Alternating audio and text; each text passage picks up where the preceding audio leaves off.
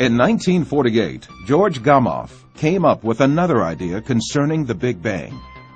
He stated that after the formation of the universe by a big explosion, a radiation surplus should have existed in the universe left over from this explosion.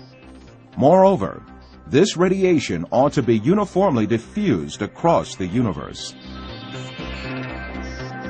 This evidence, which ought to have existed, was soon to be found. In 1965, two researchers by the name of Arno Penzias and Robert Wilson discovered these waves by chance. This radiation, called the cosmic background radiation, did not seem to radiate from a particular source, but rather pervaded the whole of space. Thus it was understood that this radiation was left over from the initial stages of the Big Bang. Penzias and Wilson were awarded a Nobel Prize for their discovery.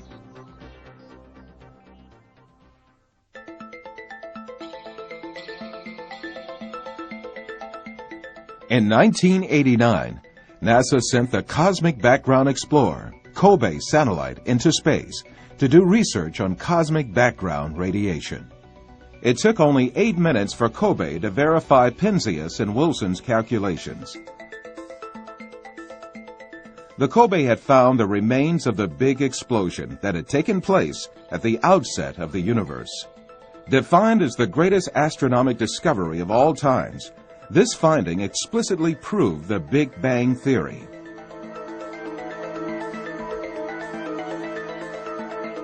Another important piece of evidence for the Big Bang was the amount of hydrogen and helium in space. In the researches, it was understood that the hydrogen-helium concentration in the universe complied with the theoretical calculations of the hydrogen-helium concentration remaining from the Big Bang.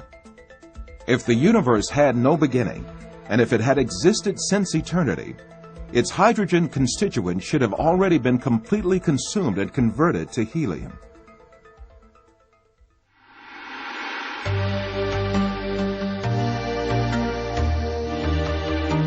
All of this compelling evidence caused the Big Bang theory to be embraced by the scientific community. The Big Bang model was the latest point reached by science concerning the origin of the universe.